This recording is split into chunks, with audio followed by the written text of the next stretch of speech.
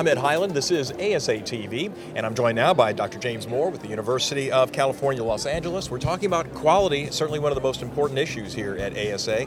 And want to jump into, what are some of the challenges that practices face in reporting quality measures?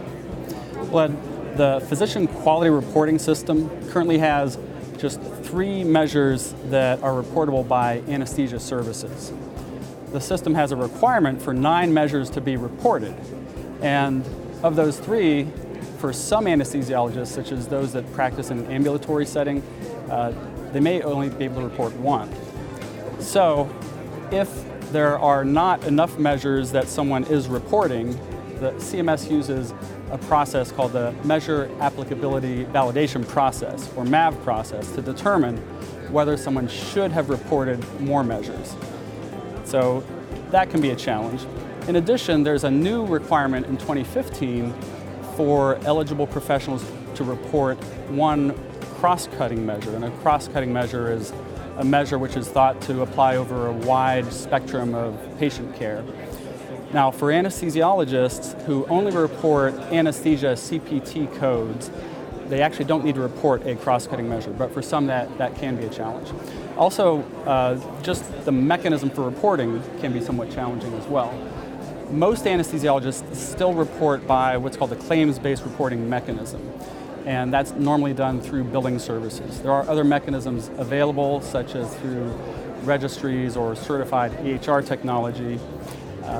Even with respect to reporting using EHR data, configuring EHRs, implementing them in order to do that properly can certainly be a challenge. Let's talk a little bit about the QCDR and the mechanism. How can it be used to basically improve the quality at the local level and for the specialty overall? So the QCDR contains measures that should be more relevant, more clinically meaningful than those that might be available, say, in a system like PQRS. And so more meaningful measures can lead to more effective quality improvement. Also, the QCDR and AQI will provide trending reports and benchmarking data to anesthesiologists who report via the QCDR. So having that information can allow an anesthesiologist to track locally over time how the performance is going, and also can allow benchmarking with other practices as well. How will the payments program affect how a practice collects the quality information? Well, certainly payment has been a big incentive for collecting quality information up till now, and with the advent of the merit-based incentive payment system, or the MIPS, that's likely only to grow as an incentive. The potential for payment gain as well as for payment penalty is greater with the MIPS, so it's likely that more anesthesiologists will be seeking to report quality information for this purpose. How can the diversity of membership participate in quality reporting activities? Pediatrics, ambulatory surgery centers, pain, that sort of thing? That's a great question. There are many subspecialties within anesthesiology, and currently with so few measures available in PQRS, and going forward as we're creating measures, it's important to realize that all of our subspecialties will need to participate. So the ASA currently is seeking input from a wide variety of clinical technical experts in areas such as ambulatory anesthesia, pain medicine, critical care, cardiovascular anesthesia, and pediatric anesthesia. Now, a key question I think for a lot of people is how is technology going to affect basically everything we've been talking about? Well, technology is obviously going to be key going forward, especially with the reporting mechanisms used for these purposes for federal quality reporting.